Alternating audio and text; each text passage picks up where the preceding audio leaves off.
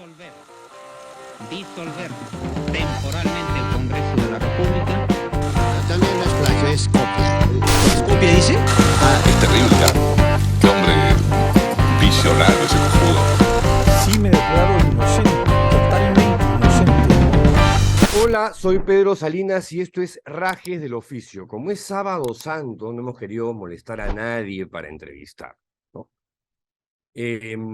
Entonces, hemos pensado en compartir con ustedes un documental que fue elaborado por la televisión española y que fue propalado por el programa En Portada y que fue producido, dirigido por el destacado periodista español José Antonio Guardiola, Guardi para sus amigos, sobre el caso Sodalicio. En mi pequeña opinión, el mejor documental que se ha hecho sobre este tema en el Perú.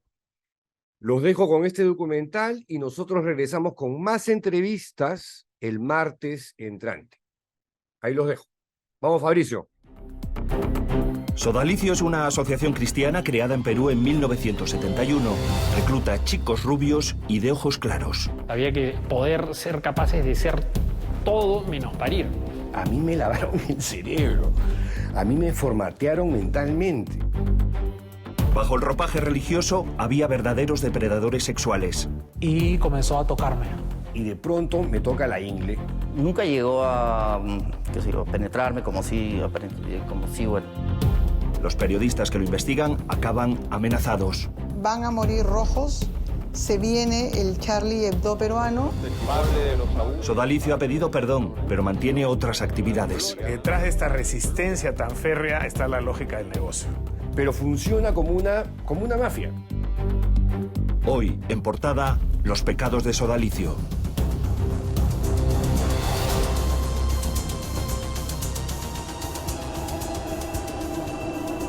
Mi nombre es José Enrique Escardo Estec, soy periodista y docente universitario y soy sobreviviente de abusos físicos, psicológicos y un intento de abuso sexual en el Sodalicio de Vida Cristiana.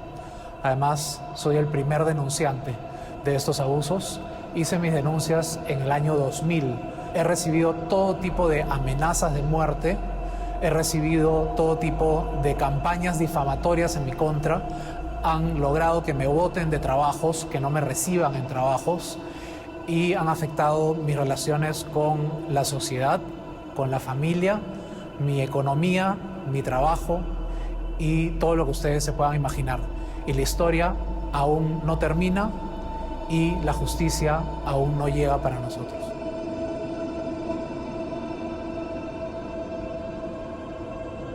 Esto tiene que ver con las denuncias por abuso físico, maltrato, vejación al interior del movimiento Sodalicio de Vida Cristiana. Sodalicio de Vida Cristiana entrega. Es una sociedad eclesial formada en el año 71.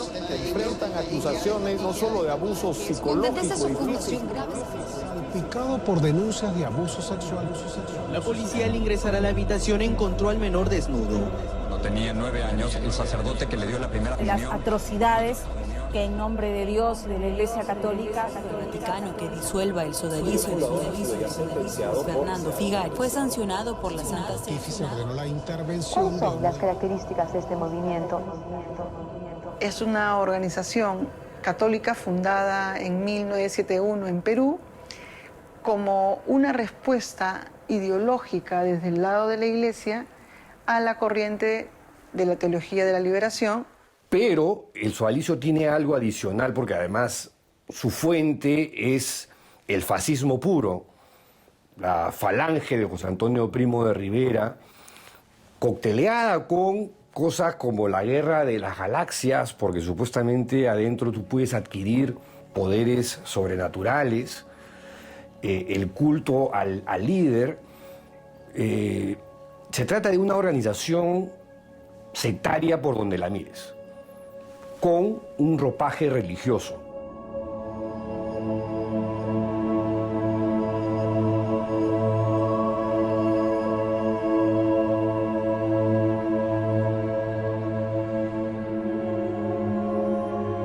En los años 80, que son los años en los que yo conocí al Sodalicio, Eran 3 personas fundamentales las que estaban por debajo de Figari, que eran Germán Doig, Virgilio Levalli y Jaime Bertel, y además estaban José Antonio Eguren, José Ambrosic, Alfredo Garland, Emilio Garrot, entre otros.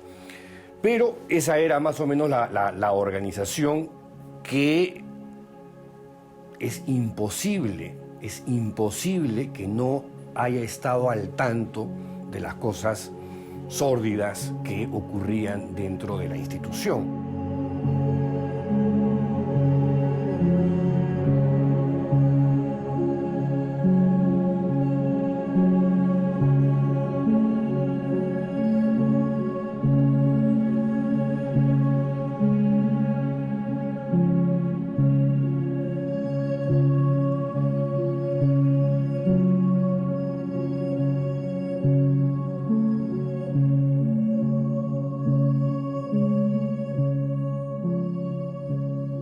Fernando Figari funda la organización Sodalicio para lograr un cierto prestigio social entre las familias que eran miembros y que formaban parte del Sodalicio.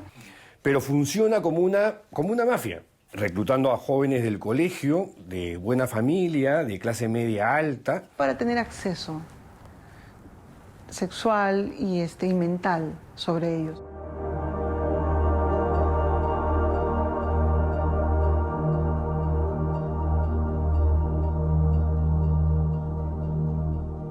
Como todo adolescente, yo creo que buscaba, por un lado, seguridad afectiva y, por otro lado, el anhelo de hacer algo grande con mi vida. Y el Sodalicio vino a cubrir esos dos espacios de manera inmediata y muy eficaz, en mi caso, ¿no? Una de las cosas que pedía Luis Fernando Figari era que nos filmaran a los alumnos que éramos como potenciales víctimas en los recreos del colegio. Y esas filmaciones se las llevaban a él para que él analizara y eligiera. Tenía problemas de conducta, me iban a expulsar al año siguiente del colegio, ya me lo habían dicho. Mis padres estaban separados, no me interesaba absolutamente nada de nada. Nos bombardeaban con lo que era el mensaje perfecto para manipular a un adolescente, ¿no? Tu familia no te apoya, ¿no? Nosotros sí te apoyamos, nosotros somos tus amigos, tu familia no te entiende, nosotros sí te entendemos. Rezábamos y después íbamos a comer o íbamos a jugar bowling o íbamos al cine, ¿no? Entonces ellos trataban de trabajar ese vínculo, ¿no? Sin darte cuenta, hay un momento en el cual miras a los costados, ¿no? Y ya no está tu familia, ya no están tus amigos, ya no está tu enamorada. Lo único que miras es un entorno donde solamente hay puro sodalite, ¿no? Las pruebas, por ejemplo, podían ser tú y yo con el que era el jefe espiritual, y te decía, dibuja un círculo, ¿no? Pon todos los defectos que tú crees que tengas, ¿no? Pon todo. No seas acortado, pon todo. Ponías todo, ¿no? Terminabas el círculo y dice, ese es tu padre. Cuando mi padre ya con un cáncer terminal en Caracas, lo fui a traer al Perú y ahí es cuando él me dice, ¿no? Me decía, Cholo, ¿por qué me dejaste de escribir? Y le dije, papá, el que me dejó de escribir fuiste tú. Y me dijo, no, yo entiendo que tú estabas metido en esta especie de secta, pero de ahí a dejar de escribirme, le dije, papá, tú fuiste el que me dejó de escribir, y en eso yo ahí sí uní los puntos, ¿no es cierto? O como dicen en el Brasil, cayó la ficha. Y dije, estos malditos, estos hijos de puta, o sea, desaparecieron las cartas de mi padre para hacerme creer que ya no me quería, que me odiaba. Y eso fue muy fuerte.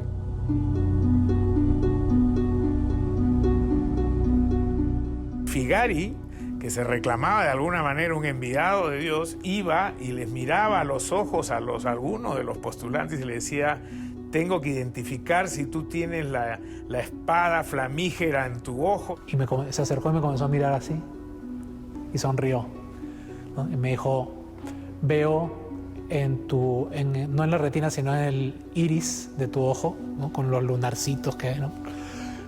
Veo la M de María. Hacía sonidos como que iba entendiendo que había dentro de uno. Y efectivamente yo tenía aquí, me parece, la espada flamígera y en este ojo la M de María, que juntos conformaban el símbolo, ¿no? Yo tenía algo así como el holograma sodalite, ¿no? en los ojos. Y me dijo, eso es algo muy, muy especial. Y obviamente yo tuve prácticamente un orgasmo espiritual, ¿no? En ese momento. Entonces él se convirtió en una suerte de traductor de la voz de Dios para empoderar y definir quienes tenían esta supuesta vocación claramente identificada.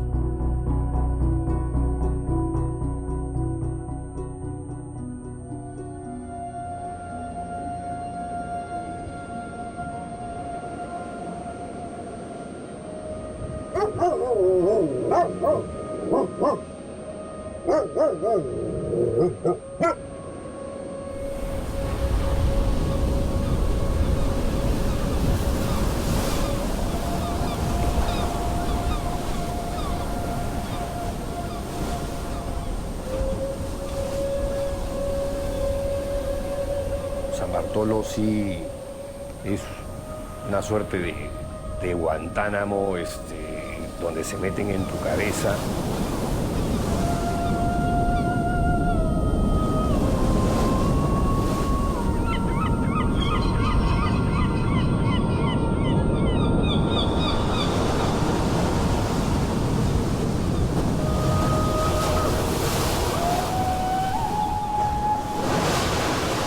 Ahí abajo en la ermita, en ese cerro, pusimos como unas latitas con querosene, claro, que decía Ave María. Para la fiesta. Y la cruz ancla, ¿no? Y se veía desde la entrada de San Bartolo que venía en procesión.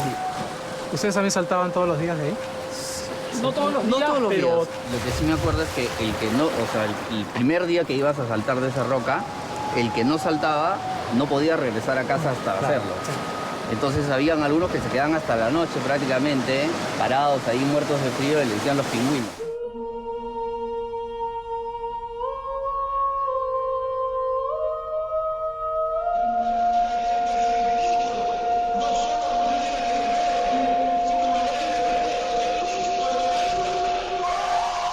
Me han hecho lavarme la cara con el agua del inodoro después de haberlo limpiado sin haber pasado.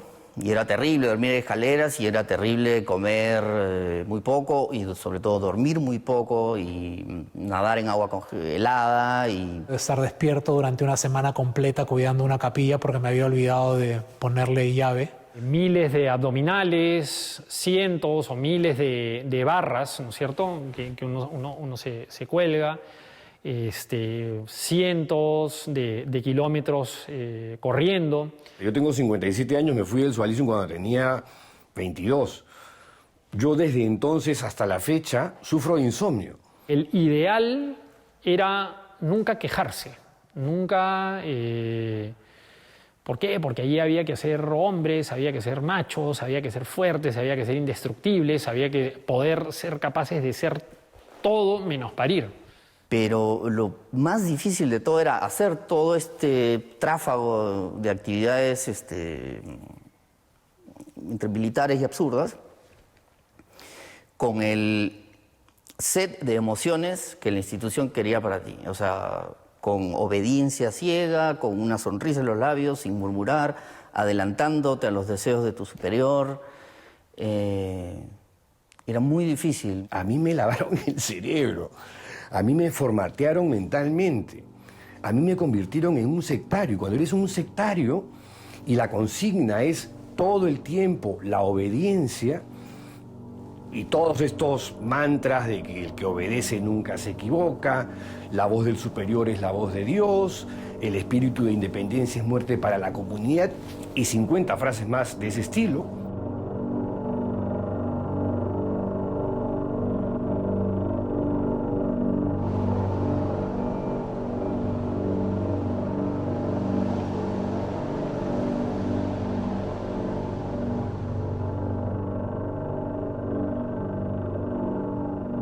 En realidad, una de las cosas que más me causa como una sensación fea cuando voy a San Bartolo es la pista que está frente a las casas. Porque esa era la pista en la que nosotros siempre caminábamos sin zapatos para irnos al muelle, tirarnos al mar. La pista era como el lugar que nos llevaba al abuso, ¿no? Y se la sentíamos sin zapatos.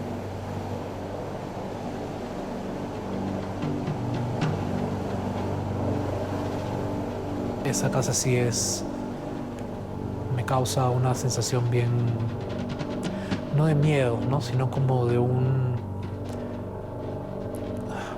mala sensación, ¿no? Como cuando uno va a un sitio y cree que hay fantasmas en ese lugar, ¿no? Si lo crees realmente, eso es un poco lo que siento, ¿no? Siento como que ahí está el fantasma del abuso que yo sufrí.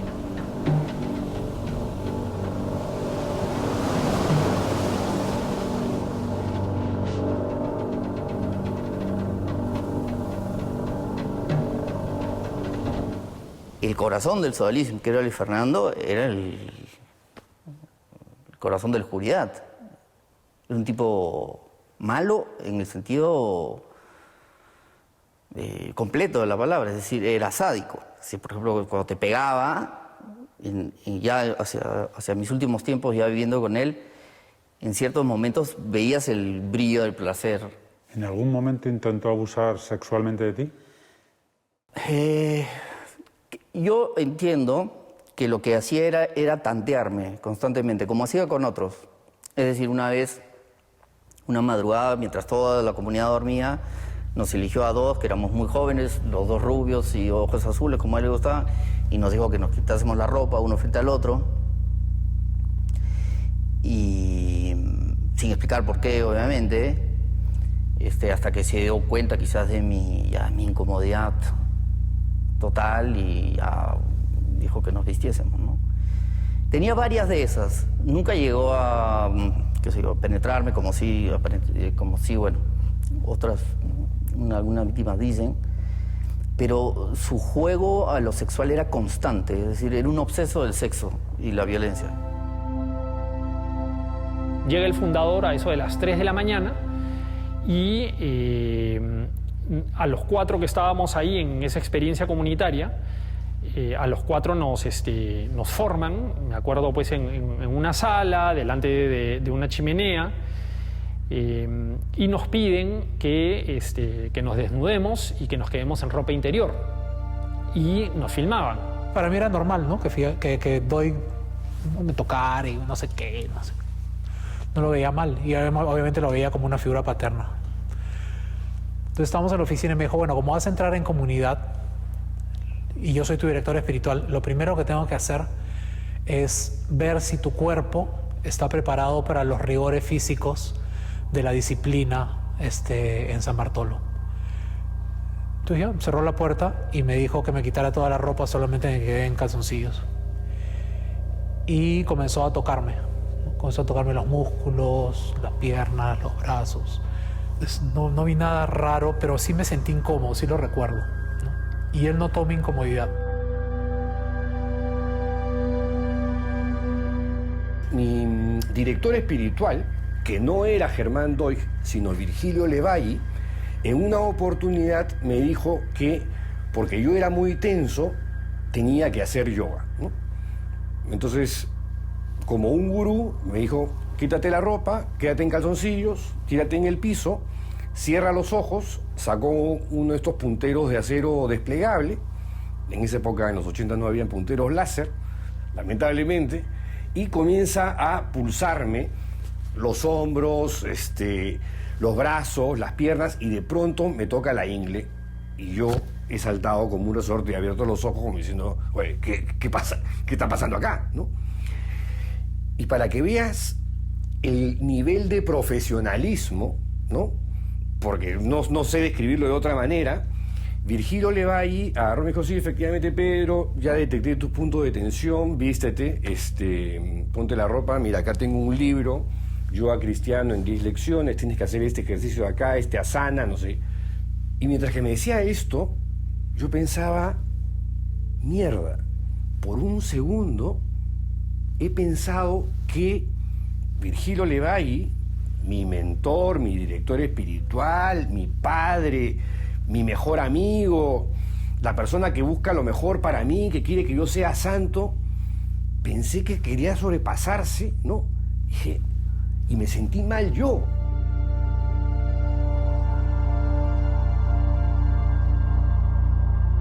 Y ya con los años, cuando ya supe los abusos sexuales que habían sufrido algunos chicos, les habían hecho lo mismo y después ya pasaron a lo siguiente, ¿no? Entonces, en realidad me salvé.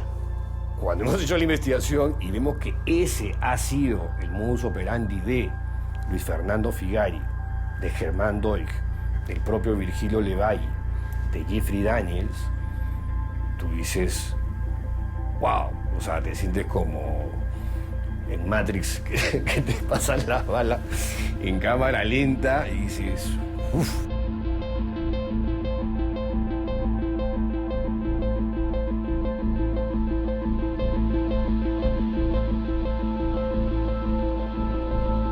En unos segundos a propósito del libro Mitad monjes, mitad soldados y el impacto que este ha causado en las estructuras del sodalicio Cristiane Vitae. Con la investigación que hicieron nuestros colegas Paola Ugaz y Pedro Salinas, ya decenas de víctimas pasaron por las manos y por el método Figari, esta doctrina de captación, lavado de cerebro, sometimiento, abusos físicos, psicológicos y también vejámenes y abusos sexuales. Uno de los días, Pedro viene muy serio y me pide una reunión. Acabo de hablar con uno de mis amigos del sodalicio donde yo he estado. Me acaba de confesar que ha sido víctima sexual. Y estoy consternado porque siento que no vi lo que le pasaba a mi amigo y además yo he hecho que entren más de 100 sodalites a esta organización. Necesito contar esta historia, tú eres periodista de investigación y tienes que trabajar conmigo. En el libro aparecen 6 testimonios de abusos sexuales perpetrados por Figari, Doig, Levalli y Jeffrey Daniels. El libro nunca fue ni pretendió ser un ataque a la Iglesia Católica. Fue una investigación sobre una organización particular de ropaje religioso que se llama católica porque depende de un dicasterio de la Iglesia Católica en el Vaticano, que se llama Sodalicio de Vida Cristiana. El Sodalicio ha reconocido los abusos sexuales cometidos por Luis Figari, exfundador de la comunidad religiosa. Que hay 19 menores de edad que han sufrido de abuso sexual.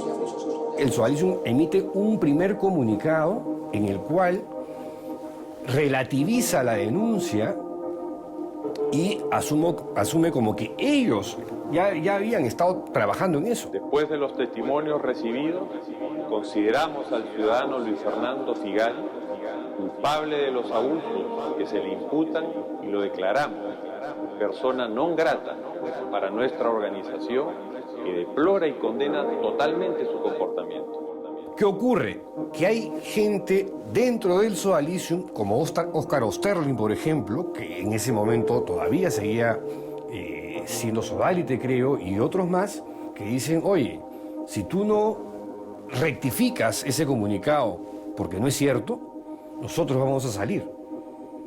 Y el Sodalicium ahí saca un segundo comunicado. En el caso terrible de abusos a menores de edad, los expertos han logrado reconocer los elementos suficientes para identificar a los siguientes presuntos agresores: Luis Fernando Figari, Germán Doig, Virgilio Levalli y Jeffrey Daniels.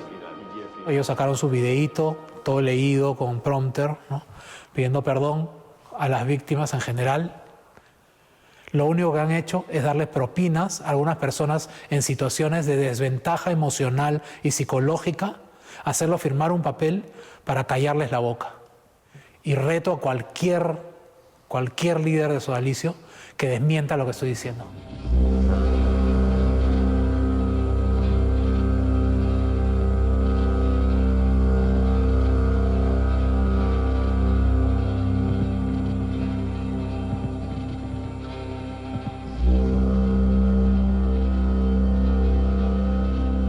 Del 2018, con la querella que gatilla el arzobispo sodalite José Antonio Eguren, se arma toda una estrategia de desprestigio y descrédito contra nosotros, ¿no? Con el propósito de desacreditarnos como periodistas, de tacharnos como corruptos, que somos parte de mafias, que lavamos dinero, que Paolo Ugás comercializa uranio y plutonio con los Vargas Llosa.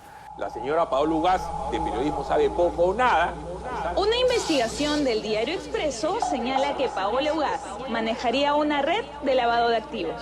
Las acusaciones son muchas delirantes, lisérgicas, o sea, de verdad que son tú dices, ¿qué? O sea, ¿de dónde sacan estas cosas? Podrían escribir una novela con lo que están diciendo. Pero en los hechos, la que más está recibiendo de una manera feroz e implacable es Paolo Ugás. La señora habría movido 2 millones de soles de manera subrepticia, extraña, falaz. Es el modus operandi del sodalicio. Una organización, como vuelvo a repetir, que no solo se queda en la palabra, sino va directo a la obra, y la obra directamente va a tu cuello. My name is John Coetzee, and I address the case of Paula Ugás in Peru. I urge the relevant legal authorities to drop the case against Señora Ugás. John Coetzee escogió hacer mi caso y para mí eso era no solo emocionante, sino era como compartir con alguien a quien uno admira de muchos años esta complicidad, ¿no? de saber esta historia. Y bueno, y cuando vi el video, no puedo evitar llorar de la emoción. Me gustaría que nos hablaras y que nos explicaras la amenaza que sufriste por Instagram, ¿no? Sí, en mis mensajes de Instagram, un tal José Carlos Rodríguez lo publica, primero fue en el 2 de octubre, la primera parte no la voy a leer, que es súper soez, es van a morir rojos, se viene el Charlie Hebdo peruano, los vamos a fumigar a plomo. Creo que es indispensable la investigación periodística y tenemos que defenderla. Cualquiera que no tiene culpa en nada, no tiene miedo a la investigación. Y nosotros, como creyentes, somos los primeros que queremos esclarecer las cosas. Sobre todo porque está en juego la vida de la credibilidad de la Iglesia. Si fuera una periodista más joven o con menos ayuda de mi familia, qué sé yo ya habría dejado el caso fuera. Ya lo habría hecho. Pero yo voy a seguir. Pero ¿qué pasaría con los que vienen atrás mío? ¿No es cierto? Y eso es lo que quiere el sodalicio. Amedrentarte, callarte y hostigarte.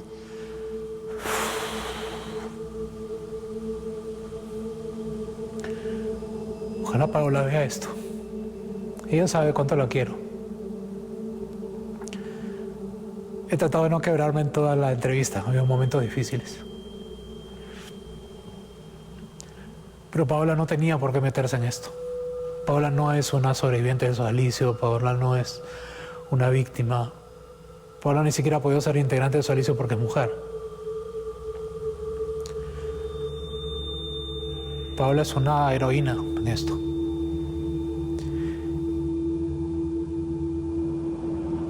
Una condena, no se lo expulsó del sodalicio. Creo, por lo que sé, pero no estoy muy al tanto, que la cosa es bastante desfavorable al fundador.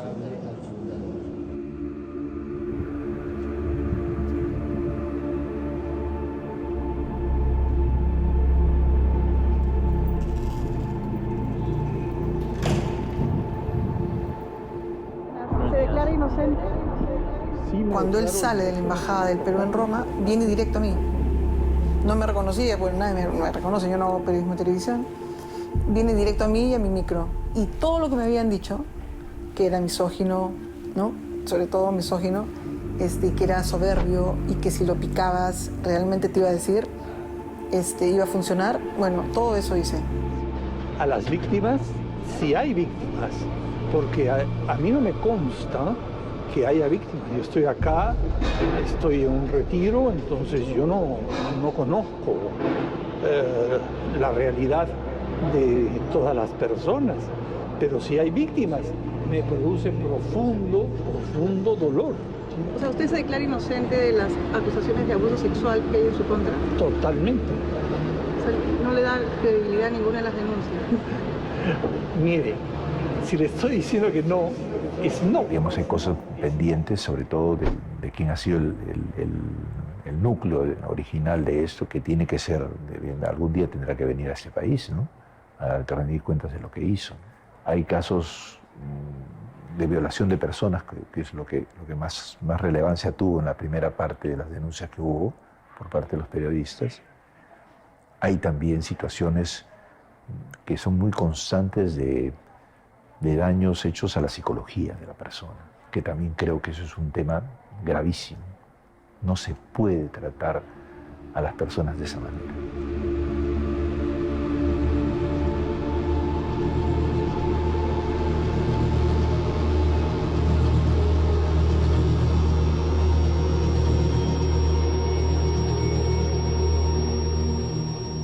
Definitivamente en el Sodalicium no hemos encontrado, como hubiera sido deseable, una reacción de decir, bueno, este es el pasado, reconocemos que se han cometido errores en el contexto de nuestra institución, vamos a reparar y vamos a repararlo bien.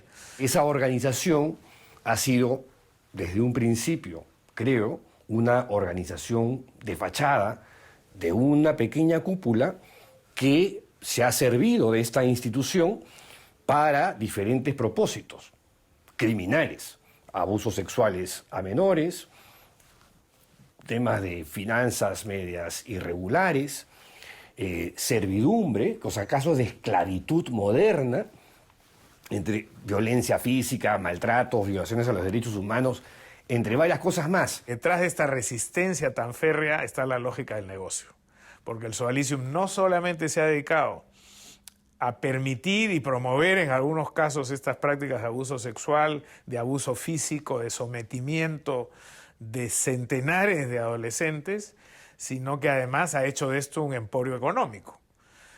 Tienen empresas offshore, han estado abusando del concordato, no pagando impuestos por décadas, a pesar de que tienen ingresos millonarios. Es lo mismo que sucede con la mafia y con la camorra y la 'ndrangheta en el sur de Italia, ¿no? O sea, ¿cómo es posible que en las procesiones el asesino número 1 del pueblo salga, ¿no? A la cabeza del santo, ¿no? Si el Vaticano hubiese conocido que pasaban estas cosas, jamás habría sido una sociedad de vida apostólica, jamás. Entonces mi pregunta es, ¿qué hace la Iglesia permitiendo que una organización de estas características, que claramente no tiene un carisma divino ni nada que se le asemeje, siga existiendo? Y que a Figari jamás se le haya expulsado de sus filas. Figari sigue siendo sodalite.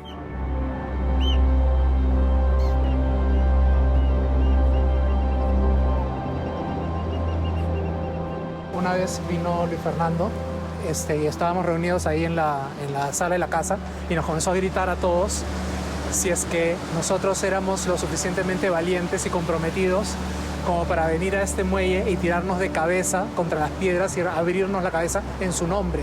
No en el nombre de Dios, no en el nombre de Cristo, que igual es una locura, sino en el nombre de Él, ¿no? El fundador. Siempre tenía esta paranoia de los egomaníacos, de que lo van a traicionar, de que alguien le quiere hacer daño. De hecho, les pedí a algunos que probaran su comida o lo que iba a tomar antes de que él lo hiciera. Tenía mucha obsesión, mucho terror de contraer el SIDA. Ahora, una persona supuestamente célibe, digamos, no tendría de qué temer. Bueno, ya sabemos por qué temía, ¿no? Guadalupe, ruega por nosotros. Y tenemos que bajar y entramos por ese muelle. Una consigna particular, ¿no? Oye, acompaña a fulano. 85, ya la segunda. Le agradecemos que haya considerado nuestra participación en el documental que viene trabajando sobre el sodalicio de vida cristiana.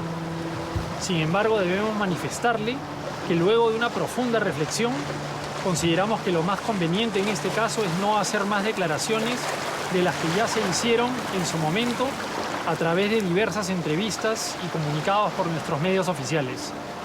No queremos que declaraciones nuestras sobre estos temas tan delicados puedan afectar procesos de reconciliación y sanación de terceros. Le ofrecemos nuestras disculpas por la imposibilidad de nuestra participación en su documental, esperando su comprensión. Le deseamos los mejores éxitos en su labor periodística. Que Dios los bendiga. Saludos cordiales. Daniel Calderón, Comunicaciones del Sodalicio. Bueno, más temprano hablábamos un poco sobre cómo habían cambiado las cosas, porque había como una especie de hermetismo, ¿no? Desde que yo hice mis denuncias hasta que salió el libro, ¿no? Porque se produjeron denuncias también en medios, pero hubo un hermetismo en el sodalicio, que es la política de la iglesia, ¿no? Después con Moroni como que explotó todo y ahí se volvieron súper elocuentes y videos todos los días. Y cuando sale Moroni, nuevamente adoptan esta política del hermetismo, ¿no? Y ahí se ve reflejado, pues, que eso es lo que están haciendo ahora. Otra vez callarse. ¿En algún momento te imaginas cómo habría sido Martín López de Romania si a los 12 años no hubiera estado en el sodalicio?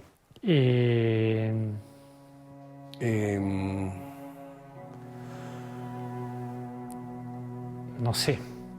Me lo he preguntado. Y me he hecho la pregunta muchísimas veces. Sé perfectamente lo que dices porque es un pensamiento recurrente. Yo perdí la virginidad recién a los 33 años, ¿no?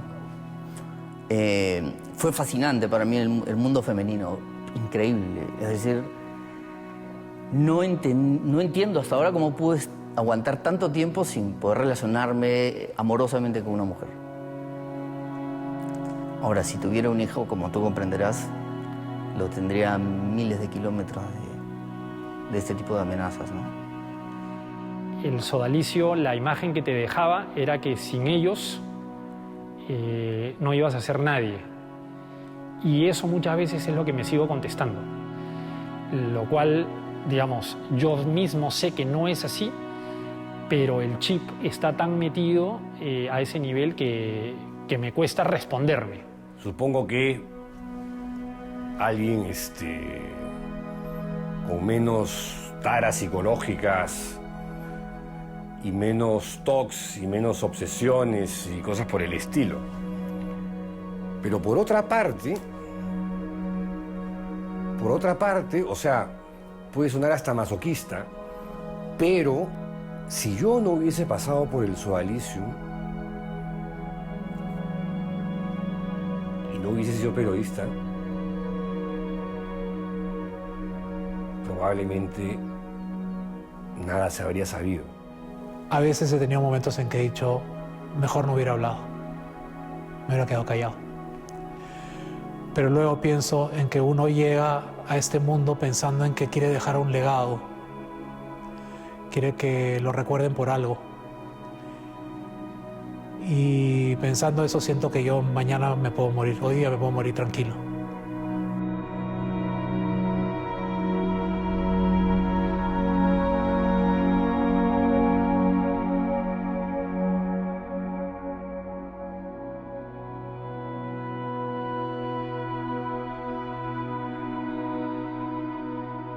José Enrique Escardó empezó esto en el año 2000.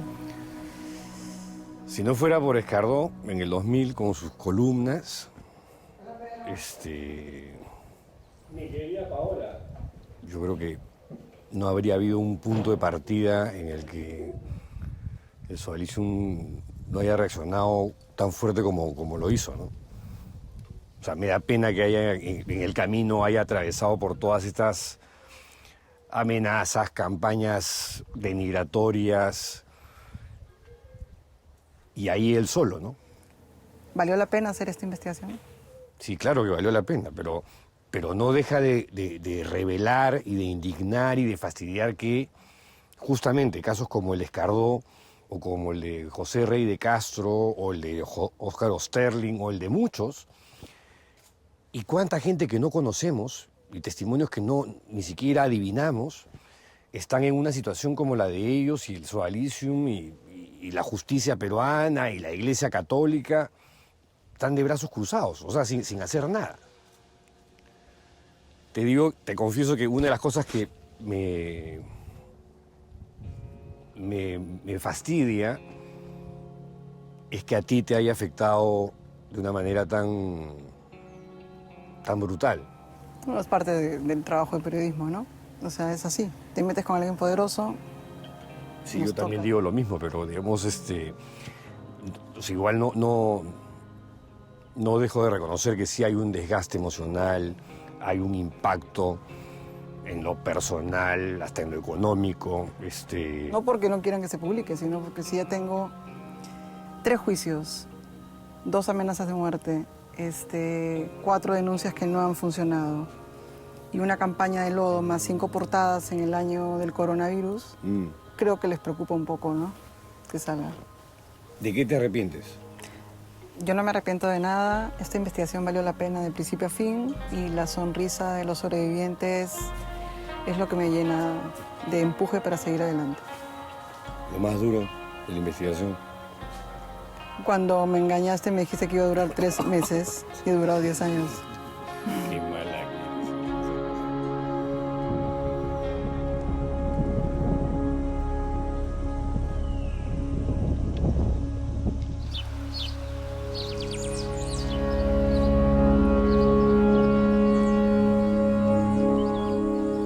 ¿Qué ha pasado con esos responsables? ¿Dónde está Luis Fernando Figari, por ejemplo?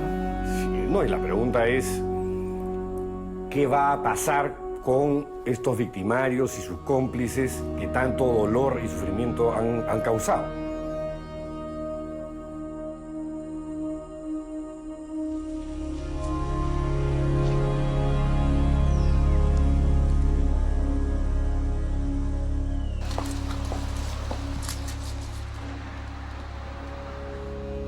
Hola, buenos días. Disculpe, estaba buscando a Jaime Bertel, por favor. No está. ¿Pero sabe si ahora mismo está en Colombia todavía o quizás ha ido de vacaciones a Perú? Discúlpame, no sé. Vale, muy amable. Muchas gracias.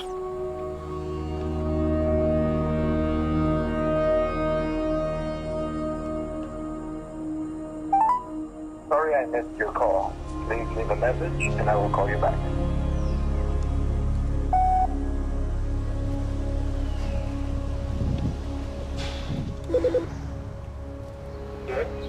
Hola, buenos días. Virgilio Levasi. Me gustaría hablar con usted, si es posible. ¿Para qué? Sobre el tema sodalicio, que venimos de Perú de hacer un reportaje allí. Sí, pero yo no tengo nada que ver de hace 30 años. O sea que no tengo nada que decir. ¿Pero conoce a Pedro Salinas? No, claro.